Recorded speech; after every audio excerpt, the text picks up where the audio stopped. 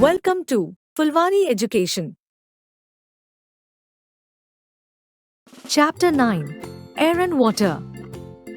Let us master about the various layers of atmosphere, the composition of air, properties of air and water, soluble and insoluble impurities, various ways by which soluble and insoluble impurities can be removed, various ways of purifying water. Air and atmosphere. Our Earth is surrounded by a layer of air. It covers the Earth like a thick blanket. This blanket of air around the Earth is called the atmosphere. This layer of air is held in place due to Earth's gravity. We would not be able to live on the Earth without atmosphere. It protects us from the harmful ultraviolet radiations of the sun by absorbing them. It traps some heat of the sun while reflecting most of it. Layers of the atmosphere. The atmosphere is divided into 5 layers: 1. Troposphere, 2. Stratosphere, 3. Ionosphere, 4. Thermosphere, 5. Exosphere. 1. Troposphere. It is the first layer above the Earth's surface. It extends to a height of 15 kilometers from the surface of the Earth. About 80% of all the air of the atmosphere is in the troposphere. Water vapor is also present in this layer. All weather changes take place in this layer. 2. Stratosphere. It is the second layer above the Earth's surface. The ozone gas is present in this layer, which protects us from the sun's harmful ultraviolet rays. Mostly aircrafts fly in this layer because it is quite stable for them. 3. Ionosphere or mesosphere. It is next, third, layer above the Earth's surface. It prevents small rocks called meteoroids coming from space from reaching the Earth's surface by burning them. These rocks can cause destruction on Earth if they fall on it. It has electrically charged particles which help radios to work. 4. Thermosphere. It is next, fourth, layer above the Earth's surface. Space shuttle orbit in thermosphere. 5. Exosphere. It is the outermost, fifth, layer above the Earth's surface. It contains very little layer of air. It helps in long-distance communication through radios, mobiles, etc. Composition of air. We already know that the air surrounding us is a mixture of gases.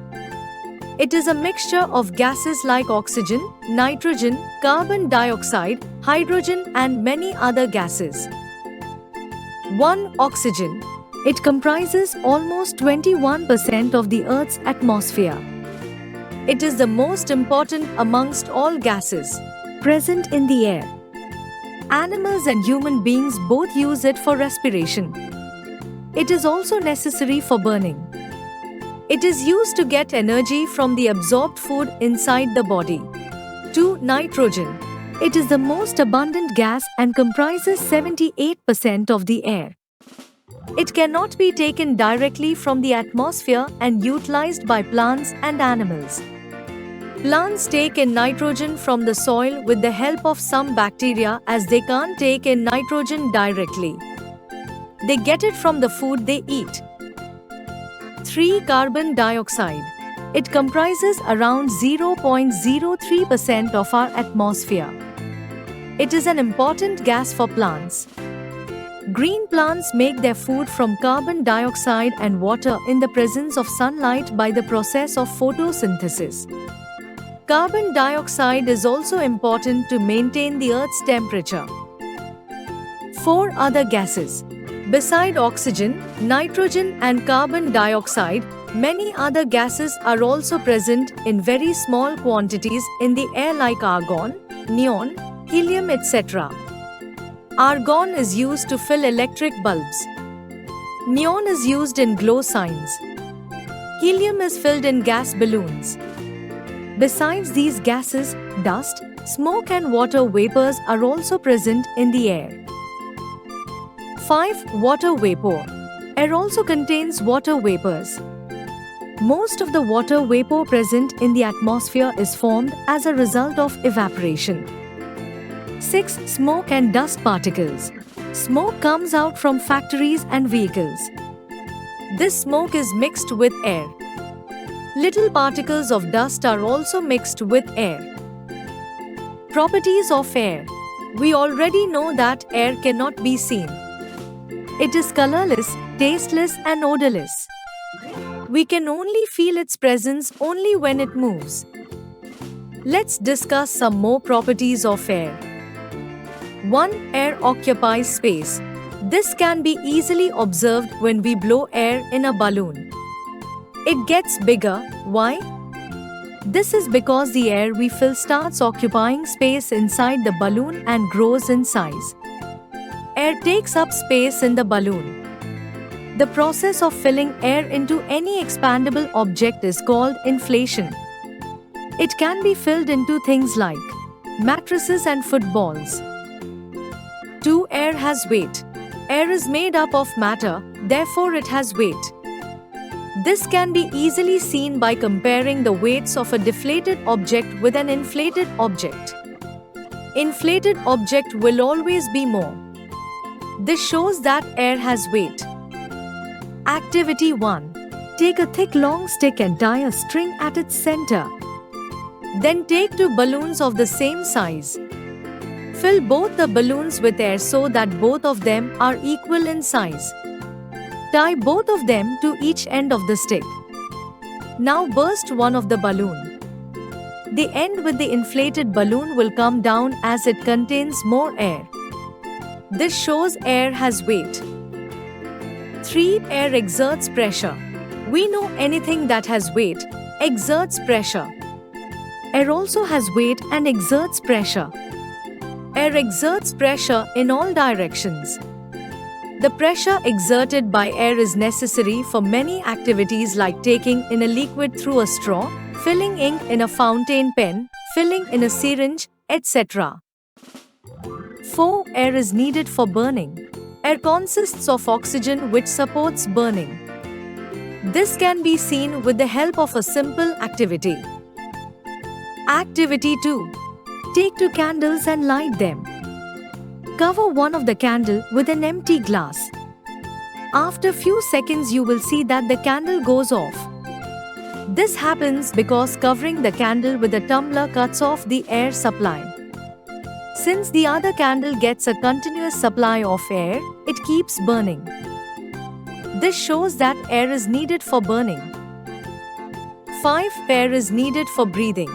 All humans, plants and animals need air to breathe. Air keeps us alive. Press your nose and close your mouth. Wait for some time. What do you feel? You start feeling uncomfortable because you cannot breathe without air. Water. Like air, water is also essential for life. It covers over 70% of Earth's surface. It is found on the Earth in different sources like seas, oceans, lakes, ponds, etc. It is found underground and in the air too. Rain is the main source of water. We need water for day-to-day requirements like drinking, cleaning, cooking and washing. Impurities in water. As the water flows, it carries mud and sand particles along with disease-causing germs. Hence, water becomes impure. We can get rid of these impurities by employing simple techniques and obtain clean water for drinking and other purposes. Based on their nature, impurities can be of 2 types. 1. Soluble impurities. 2. Insoluble impurities. 1. Soluble impurities. Impurities like salt and some minerals that can dissolve in water are called soluble impurities. They cannot be seen. 2. Insoluble impurities. Impurities like mud, twigs, stone, etc. that do not dissolve in water are called insoluble impurities. They can be seen. Purification of water.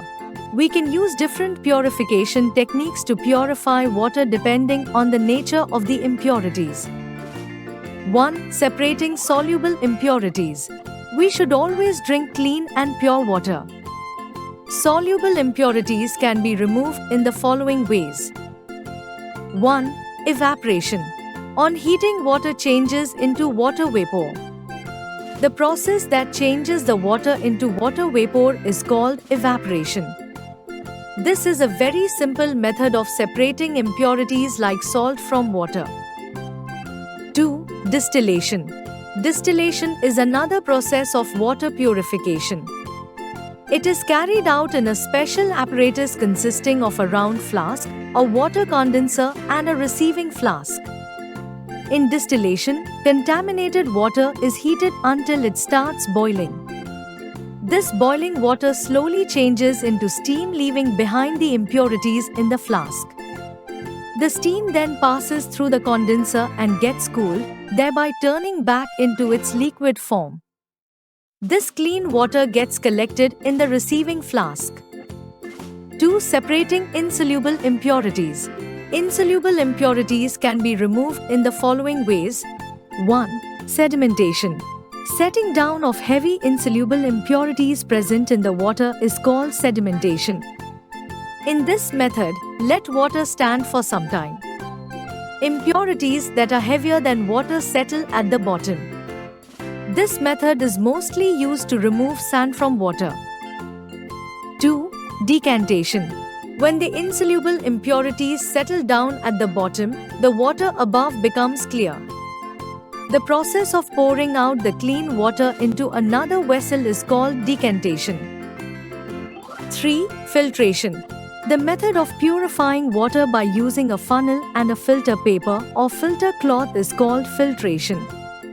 The clean water obtained in the beaker or container is called filtrate. The insoluble impurities left behind on the filter paper are called residues.